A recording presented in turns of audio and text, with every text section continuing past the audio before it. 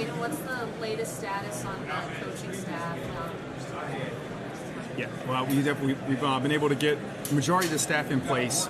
Still have some spots that we need to fill out, and that's something we're working on daily. And we understand where we are right now in the in the calendar, but then also we have a really strong candidate pool for the positions we have open, and just want to do our our due diligence on getting it down to where we feel like we have a very full staff that's can contribute in different ways. So we're getting close.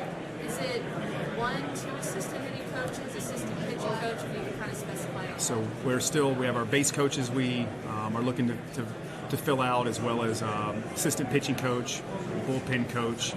Feel strongly on the hitting side right now where we're at. So I think those are really the open ones right now that are from a field staff side that we're working through. What do you like so far of what you guys have with Pedro, Daniel, Carson as well? I think what's been great, as we should, we're all extremely excited about this. I think the energy that's come in, and you're doing your best to try to get to know people through phone conversations, text, through this process, and video calls, in person, and the quality of the people, continue to shine through. So I think we have this far really excited about not only the technical acumen of those that we've hired, but then also their willingness to kind of understand with where we are, and roll our sleeves up, and we have a lot of work to do. A lot of us taking on positions for the first time. I think just they are super motivated to just come in and ready to get to work and get us moving. I asked Peter last week about having a young coaching staff. Not calling you old, of course, but the only one about 40 years old is you. How important it is just to have a young and fresh staff to give the best possible message to the players. Well, I'm the oldest one. I didn't even realize that. So thank you for pointing that out. No, it is. I mean, with that comes, again, we wanted those that we were looking for staff members, guys who would be, innovative, forward-thinking, add to our culture. We've hit home runs, in those areas, and those that we've, hired, in the same kind of qualities we're looking for, in the others. So again, coming into this with our roster and where we're at, they're looking to have development at the forefront, and then also going to have a lot of innovative ideas, be able to blend in some different experiences and come from different organizations, different backgrounds. So it just feels like it's we're off to a really good start there, and I think they've hit the ground running. Is Pedro the only bilingual guy on the coaching staff right now? Right now, yeah, Pedro and Carson Vitale, our bench coach, does speak some Spanish. He spent a couple years down running the academy with LA and done it with Anaheim. So Carson speaks some Spanish as well. I was going to ask how you go about trying to bridge the language gap, especially with the pitchers, with Cabrera being a coach. It's certainly important. I mean, with something we've been mindful, where we're at in this process, and with people we've spoken to, and certainly that being an important part. You want those individuals to feel comfortable. It's ability to time to just speak in your native language. It's an important thing. So we're being mindful of that, and if we're not able to fill that out with staff members, we have certainly a lot of qualified individuals that are willing to help us in those regards. So you kind of mentioned how everyone's sort of in positions maybe they hadn't coached before, whatever. As someone who was first base coach, what do you see as your relationship with those types of coaches as the manager now? Will you be a little bit laissez-faire? Will you still be very hands-on? How do you expect that relationship? I think it's some of that will just kind of evolve over time. I want and hope our staff feels like they have the autonomy to just go do great work. I think a beautiful part of this too is we're supposed to be going through certain maybe experiences or situations for the first time kind of all together, and at least we feel like we're very aligned in the way in which we're going to look to approach our players, approach our our day-to-day, and there's even staffs that have been together for longer amounts of time. There's always, each year is kind of its own, and we'll just we'll adjust. And the beautiful part, at least initially, is just the willingness everyone has come in with looking just to get to work, and the excitement that we all have. Why was Carson the right fit to be your bench coach? I think knowing Carson previously working together. Someone there, kind of my right hand during games, and just have seen like he's got a really good baseball mind. I think he's forward thinking, not only in game in the moment, but he's going to challenge me, in areas, kind of hopefully complement me as a manager. And I know his work ethic. I know what he cares about people. He's a terrific connector, excellent at communicating. I think those were qualities that I've always appreciated in Carson, and now they're going to be really beneficial for our staff. Aside, of course, from building out the rest of the coaching staff, what do the next 2 months look like for you, and making sure that you're ready to take on a new team when spring training starts? Yeah, I think that's the big part. It's kind of ongoing discussing that now, right? I mean, big part is getting our staff filled out, and then the next part is it's kind of the next thing. How are we going to approach some things that we're going to look to implement in spring training? Certainly, communication with the players, is ongoing now, and as this off season continues to roll around, and we get past the holidays, and then getting specific with areas in which we're targeting to look to try to improve on an individual level, and then also as a team level, like what are we going to look to try to build upon. But I think it's right now as much getting everybody on board, building some connections with each other and our players. Guys are excited about it. We are, and so when we get into spring training, that next phase is trying to be just as prepared as we can for things to get started. What have you learned so far from Sandy and also Luzardo, just by talking to them, knowing those two guys have been leading the rotation in the last few years here? Yeah, I mean, I think Sandy, everything you heard about him before this, comes as advertised. Certainly, an exceptional reputation for his ability to not only lead on the field with the way he can post and the success he's having. I think his ability to bring out the best in others. And Jesus, the same way. That you can tell there's a real commitment to being a great teammate. The ability, as a player, to give back, to other players, which is an important thing in our game. You're looking to try to pass things along and give back, be a great teammate. So those guys, kind of top part of your rotation that exemplify that, and the way they go about it, their preparation and the way they treat people, certainly a terrific example. You mentioned getting a bunch of new coaches in here and the ability to be innovative. You said that was one of the things that interested you about bringing all these different people. How do you innovate in a sport right now after, well, I guess we've had 120 years of history, but also within the last 10 to 15 years it's changed so much. How do you continue to innovate in baseball? There's definitely some ways maybe to capitalize on the manner in which we train, creating environments, where that be in the cage. Defensively is an area where you can kind of raise the floor of people rather quickly by just challenging them in different ways, drill packages. I think everything away from player comfort,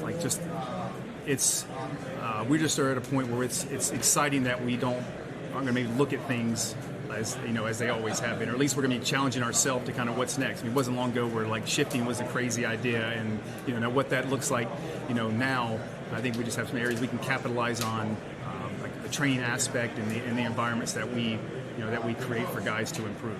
Is there something freeing about the state of your roster right now? You are looking just as much about player development and building toward the future as you would be this year anyway. Do you have the luxury of trying things that don't work this time because you might not be expected to, have guys who are you're not just playing for this year? I think one of the beautiful parts we have is we should 25 have a great opportunity for a lot of players to continue to get chances and again opportunities to play, and us being there as staff to help them grow, take next steps, as players, and we have a unique opportunity, maybe time, right now with as many new as we're bringing on to chart a course, the way we kind of blank canvas which we can kind of paint from, and really everything we do from a nutrition standpoint to a travel standpoint to training standpoint, again the player improvement aspect. So it's certainly that is exciting that we can bring in as many fresh ideas to this kind of startup, and the goal still is going to be to go out there every night and try to win, right? That's going to be that's what guys want to do, and we'll just try to to focus on getting a little bit better every day.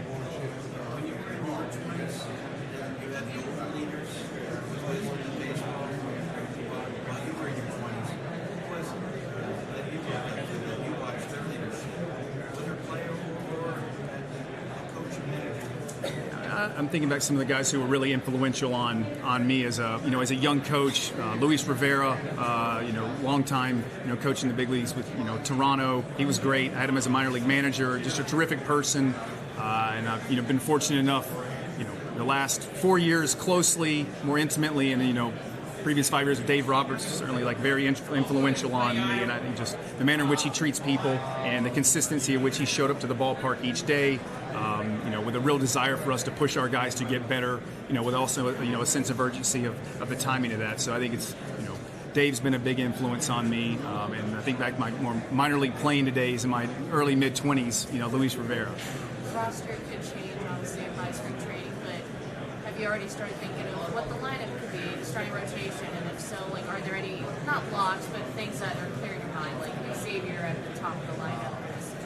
Yeah, I think Xavier had a terrific season last year, at the top, and brought real high on base ability, impact the game on the bases. And you look, Jake Berger last year, supplying some power, exciting. Connor Norby coming, via trade in the summer. A lot of upside. Otto Lopez had a terrific year, defensively. So Jesus Sanchez has, some real ability to impact, the ball, Stowers. So I think that's what's exciting is it's going to be, again, opportunities for those there to go, try to come up and make an impact and, grab a hold of, some major league spots. And then on the, pitching side, starting to get some of these names you said back from last year, getting Sandy back and Jesus back, and Edward Cabrera's got a tantalizing arsenal and arm, and I think he's ready for a breakout. Some of those players are right now in winter ball, whether it's Suela or DR. What's your philosophy or your vision on players going down there during this time of the year to get ready for spring training and the season itself? I think we do look at it kind of a case-by-case thing, and what are again, like the native players going back there to play, like how important that is for them at times to get to play in front of their family, not getting that opportunity as often. So you certainly know there's certainly a pull there, and then maybe it's missed time.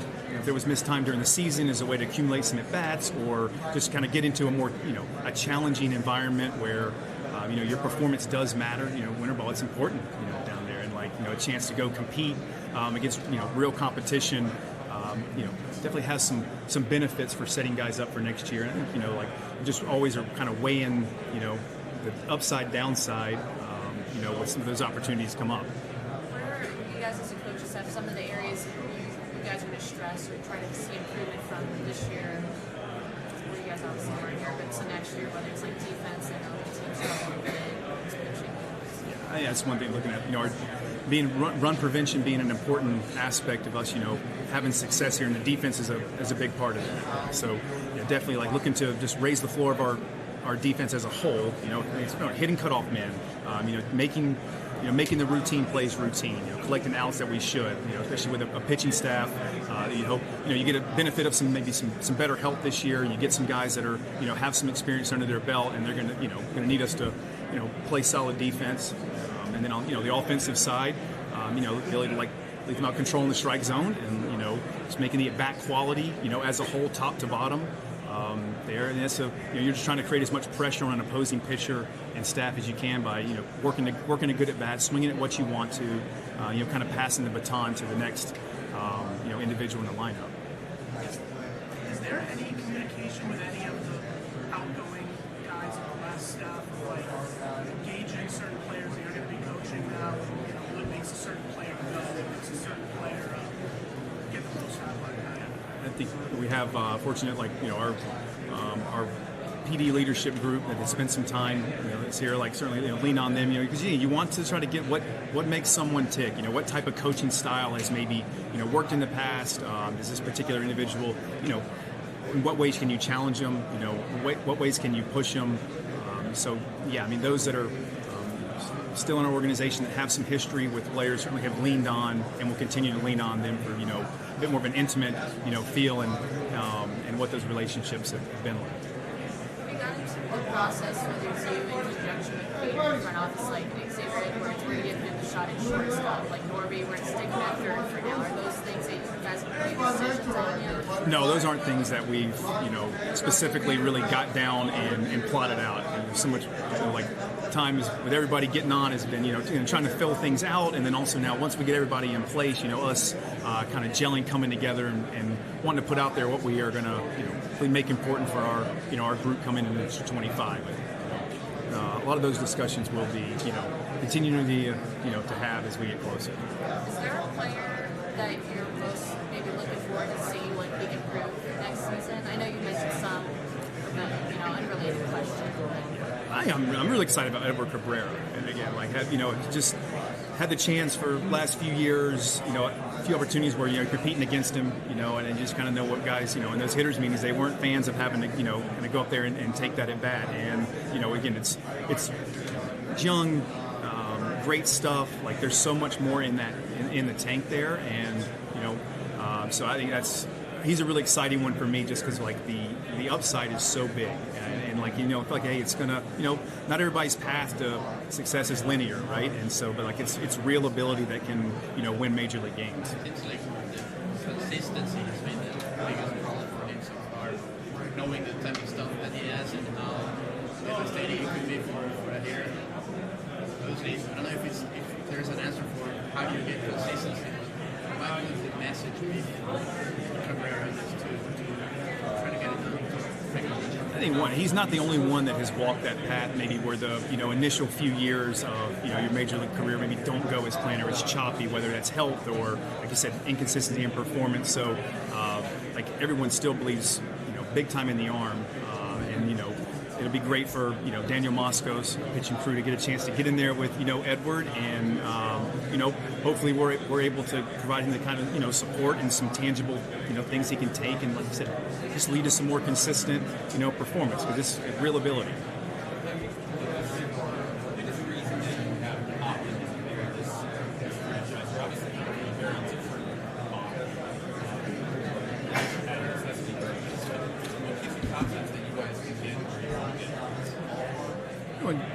Gives me confidence in this. I just believe in the people. Like when I spoke with Peter, leading up to this, how important it was going to be.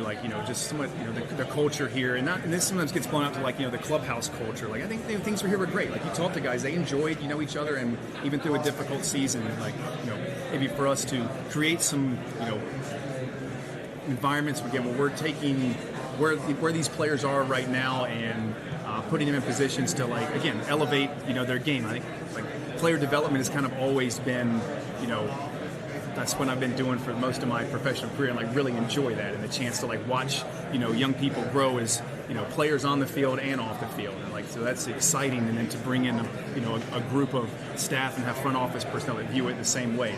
We know what our challenges are going to be like here. I think it's somewhat kind of embrace that, and we just have to kind of go at it in a way that we best think is going to give the Miami Marlins a chance to get back to competing and winning more than we have.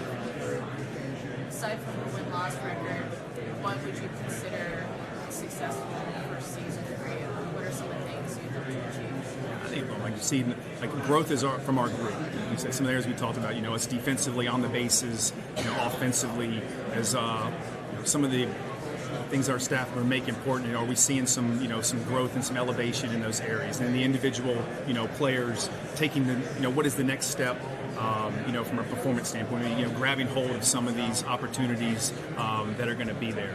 So I think that's what's exciting, and for us just to I think we'll look back a year from now and think wow, how much was done, and I think we'll put our best foot forward each day and try to keep a positive outlook on things, and go to win tonight's game while also always looking to try to move the ball forward and get a little bit better. How much pride do you take into the base running game, knowing that it is over, you cannot lean only in homers given how big it is, and then you might have to get creative on that side with the pieces that you have? Running the bases part is it's probably the one way to show your teammates some real care factor.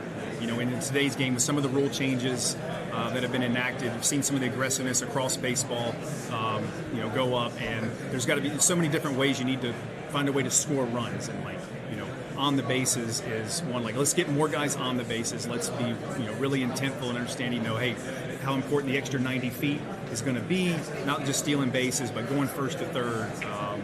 getting in throwing lanes, like finding any kind of marginal gain that we can on the bases to create more run scoring opportunities. At the end of it, it's a real way to show your teammates, your investment and your care factor. You're running them for them and not yourself. Thank you. All right. Thanks a lot. Okay.